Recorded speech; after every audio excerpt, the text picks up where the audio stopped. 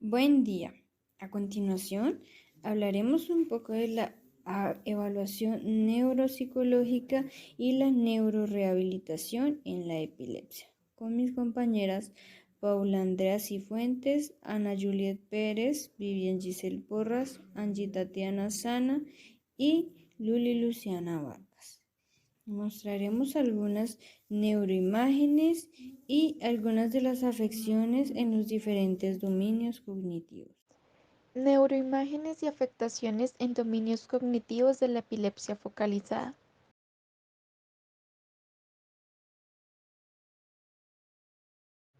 Caso de un paciente con diagnóstico de neurocistercosis mixta cuya presentación fue de crisis epilépticas focales caracterizadas por una afasia y que presentó estudios neuroimagecológicos que permitieron realizar un diagnóstico definitivo.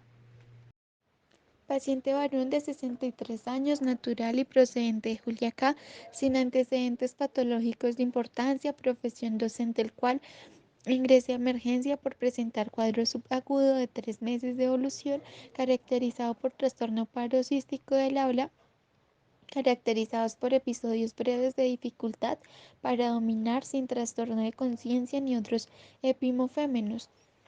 El examen físico revela un paciente despierto con funciones vitales normales que presentaba en forma intermitente y episódica parafasias semánticas y literales, fallos para nominar y bloqueos de contraduración de 2 minutos aproximadamente, sin trastorno de conciencia ni fenómeno posictal, sin déficit motor ni sensitivo, sin trastorno de marcha ni nervios craneales, al cual se le realizan diferentes estudios, entre ellos un electroencefalograma realizado durante la hospitalización, donde la actividad de base organizada, actividad lenta focal, teta 6 a 7 Hz, intermitente en región frontotemporal izquierda.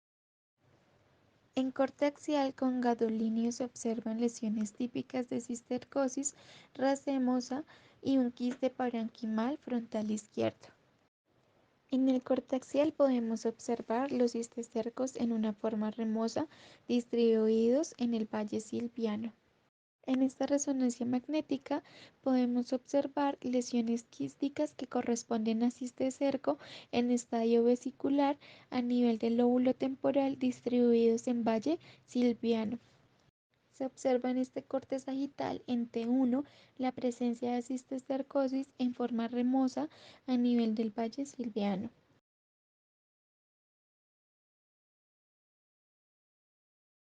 Dentro de las funciones o dominios cognitivos podemos ver que estos son los procesos mentales que nos permiten llevar a cabo cualquier tarea de la vida diaria.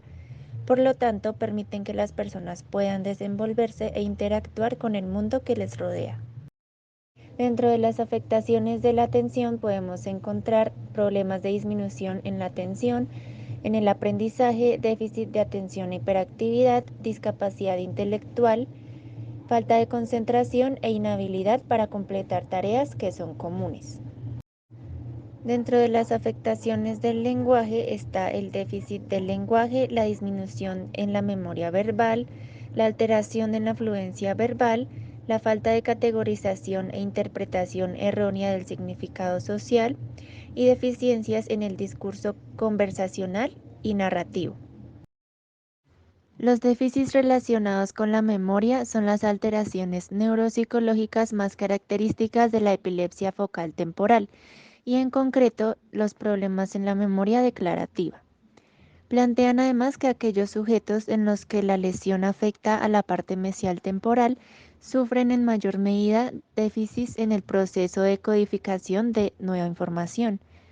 Si está dañada la parte anterior, hay mayores probabilidades de que el proceso más afectado sea el de almacenamiento y recuperación de la información. También pueden existir problemas de denominación y de fluidez verbal.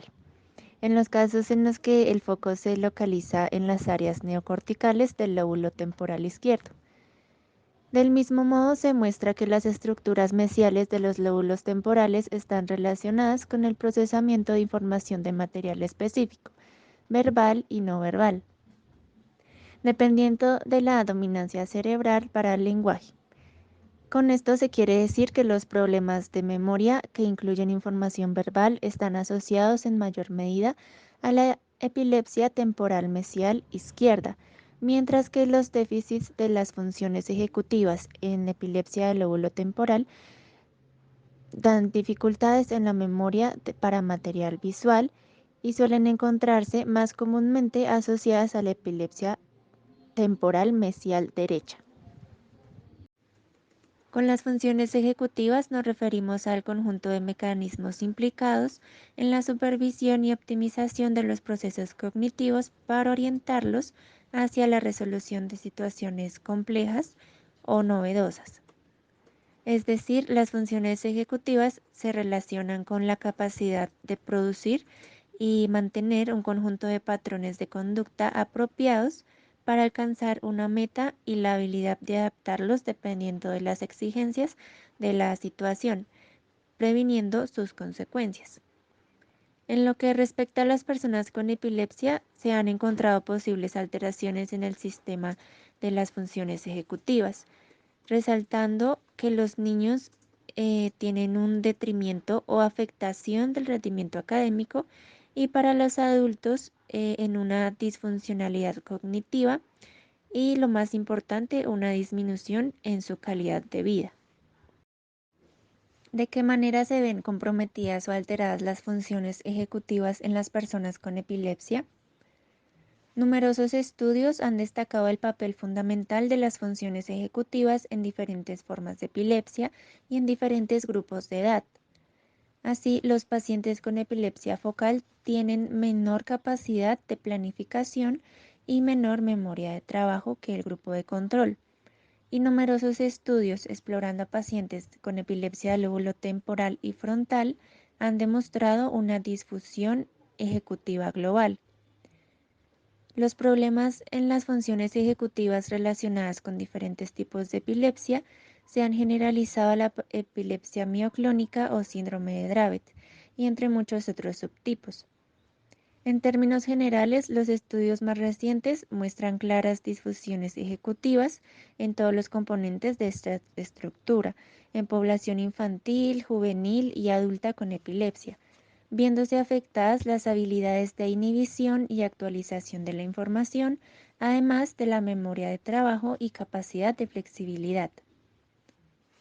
De igual forma, es absolutamente necesario obtener un perfil cognitivo adecuado en los diferentes tipos de epilepsia con el fin de establecer vínculos que relacionen la patología con los síntomas cognitivos que puedan servir como primeros indicadores de la enfermedad en cada uno de los grupos de estudio. Por lo tanto, el funcionamiento ejecutivo es una estructura crucial para comprender el impacto de la patología en el desempeño cognitivo-conductual de las personas con epilepsia. Y cabe recordar que un entrenamiento explícito de las funciones ejecutivas puede derivar en una mejora del desempeño de las personas con disfunción cognitiva y, por tanto, el entrenamiento cognitivo puede ser una herramienta exitosa de intervención para las personas con epilepsia. En la conducta y el afecto de las personas con epilepsia se puede encontrar que tienen varios problemas de salud emocional. Las personas con epilepsia son más propensas a tener problemas psicológicos, especialmente depresión, ansiedad y pensamientos y conductas suicidas. Los problemas pueden ser el resultado de dificultades para lidiar con la afección y los efectos secundarios de los medicamentos. Incluso las personas con epilepsia bien controlada tienen un mayor riesgo. Las personas que tienen crisis epiléptica durante años y años pueden sentirse abatidas y tristes debido a las limitaciones que les impone la enfermedad. Y también es fácil que se sientan irritadas, frustradas y con desesperanza, en algunas ocasiones también descontrolarse en su hostilidad, en la ansiedad o el llanto debido a que la epilepsia de larga evolución facilita que falle el control emocional. Algunos medicamentos que controlan la epilepsia no son tan buenos con el estado de ánimo y la conducta, pues frecuentemente estos medicamentos pueden presentar depresión, ansiedad o irritabilidad. A veces la epilepsia facilita que se presenten alucinaciones que confunden y facilitan pensamientos y creencias místicas o extravagantes que no estarían allí sin la presencia de las convulsiones. Es decir, que la epilepsia de larga evolución facilita que las estructuras cerebrales que intervienen en la emoción, la percepción y la conducta sean menos eficientes, y si el ambiente no es comprensivo y el soporte no es suficiente, se presentarán alteraciones en la conducta. Las praxias trabajan de forma muy cercana con el resto de funciones cognitivas, por lo que a causa de una lesión neurológica también puede verse afectadas. Si esto sucede, entonces estaríamos hablando de apraxias. Las apraxias representan esa dificultad o imposibilidad de realizar correctamente aquellos movimientos que son aprendidos con anterioridad a la lesión o enfermedad de origen neurológico, en este caso la epilepsia. Generalmente una apraxia puede ocurrir cuando se ha dañado la corteza prefrontal, la corteza motora primaria o secundaria, el cerebelo o los ganglios basales y el cerebro posterior, que este es formado por el lóbulo temporal, parietal y occipital. Protocolo de la evaluación neuropsicológica en la epilepsia. Se define a partir de Benedetto como una línea dentro del diagnóstico que se especializa en evaluar los cambios producidos en la conducta de un individuo por un daño cerebral. En la evaluación neuropsicológica se utiliza una variedad de técnicas, las cuales son denominadas test neuropsicológicas o test de organicidad. Objetivos de la evaluación neuropsicológica en epilepsia. Primero, establecer una línea de base sobre la cual evaluar cambios cognitivos y conductuales. Segundo, ayudar a lateralizar y localizar focos epilépticos. Tercero, ayudar a predecir la libertad de crisis, mejorías o alteraciones cognitivas postoperatorias. Cuarto, determinar factores psicológicos, cognitivos, sociales que impacten sobre la cooperación del paciente en su tratamiento. En cuanto al protocolo, lo primero que se realizaría sería la entrevista, ya que se debería recoger algunos datos bien directamente del paciente o de familiares cercanos que puedan aportar información complementaria a los datos obtenidos mediante instrumentos objetivos. Además, datos sociodemográficos que son muy importantes, otros aspectos relacionados con el desarrollo peri y postnatal. Como segunda instancia, se valora la atención, el cual se propone la utilización del try marking, test A y B, que es un material libre a disposición que se ha señalado frecuentemente en la bibliografía relacionada con la evaluación neuropsicológica con epilepsia. También se utiliza el índice de memoria de trabajo en la escala de inteligencia y de memoria de Wechsler. En segunda instancia se evaluaría la memoria, en la cual se utilizarían pruebas relacionadas con aprendizaje de material verbal que proporcionan información sobre los distintos procesos amnésicos implicados, la adquisición, el almacenamiento y la recuperación a corto y largo plazo, con y sin apoyo de claves mediante la vocación y el reconocimiento, en el que se puede utilizar el test de aprendizaje verbal España Complutense. Además incluirán los subtemas de memoria lógica 1 y 2 de Wechsler, memoria Scale 4, para obtener información sobre el rendimiento del hemisferio dominante para el lenguaje. También se plantea la utilización del rendimiento diferido y la demora en la figura de complejo de Rey. Por otro lado, se puede utilizar el subtest de memoria de caras 1 y 2 de la WMS3. Como tercera instancia tenemos el lenguaje. Para el presente protocolo se deberá tener en cuenta los resultados obtenidos en el test de denominación de Boston, también el subtest de comprensión de instrucciones, velocidad de denominación, fluencia verbal de la batería de evaluación neuropsicológica para niños. Otro tema, subtest de vocabulario, analogías, comprensión de información, información de las escuelas de inteligencia de Wechsler.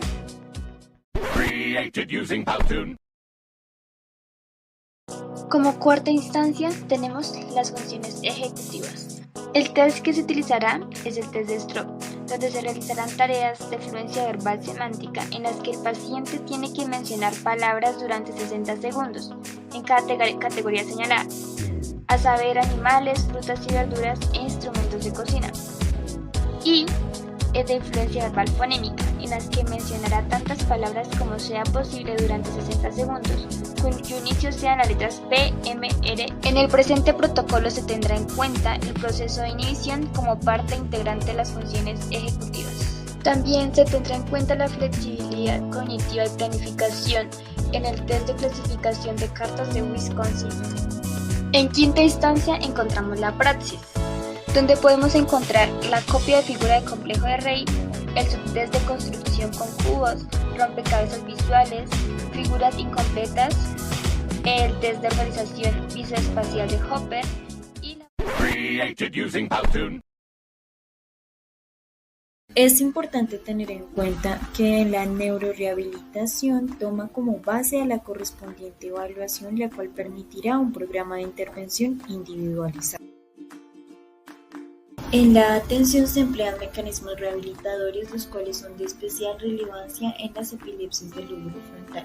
La compensación y la restitución del déficit atencional, ambas ayudan al paciente con epilepsia a mejorar las deficiencias cognitivas. Los resultados se generalizan a las actividades diarias e incrementan la calidad de vida. La compensación tiene un mayor impacto funcional y se relaciona con una disminución significativa de las quejas atencionales del paciente. En el caso de la restitución debe realizarse iniciando con los niveles atencionales más básicos, es decir, en orden general. Para mejorar el sostenimiento de la atención se implementarán tareas donde el paciente debe realizar ejercicio de vigilancia continua ante estímulos presentados por confrontación visual u auditiva.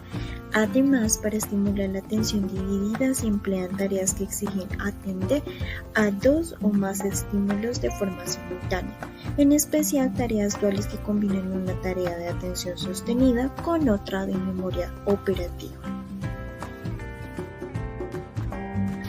La rehabilitación de la memoria en la epilepsia del lóbulo temporal debe iniciar con un entrenamiento metacognitivo que permita al paciente conocer el funcionamiento de la memoria y la real severidad e impacto de las deficiencias amnésicas que presenta. Al inicio de la terapia es necesario explicar al paciente con epilepsia los principios básicos para tener una mejor memoria, tales como dedicar un tiempo necesario para lograr retener información. El segundo punto de la terapia consiste en la elaboración de una lista de olvidos cotidianos que el paciente y su familia observen. Sesión tras sesión se analizan posibles soluciones empleando mecanismos de sustitución y compensación, la visualización y la generación de imágenes mentales del material que desea memorizar.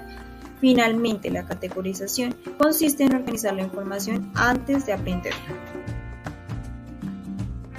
En el lenguaje se hace referencia a la aplicación de cualquier estrategia de intervención clínica de largo historial que tenga como objetivo ayudar a sobrellevar y a reducir la pérdida de habilidades cognitivas a causa del daño cerebral congénito o adquirido. Dentro de esta definición caben las ayudas externas e internas, como por ejemplo la ejercitación de las habilidades lingüísticas, las terapias del lenguaje. Según algunos artículos, se sugiere integrar a fonoaudiólogos en los equipos de neurorehabilitación y potenciar las habilidades comunicativas de los usuarios. Las agnosias o la capacidad visoespacial pueden aparecer también comprometidas en la epilepsia, especialmente cuando las crisis son generalizadas, ya que los déficits cognitivos también son más generalizados, o cuando son focales y se produce en otros lóbulos cerebrales. No obstante, tanto este tipo de crisis focales como los déficits en estas funciones cognitivas no son tan comunes.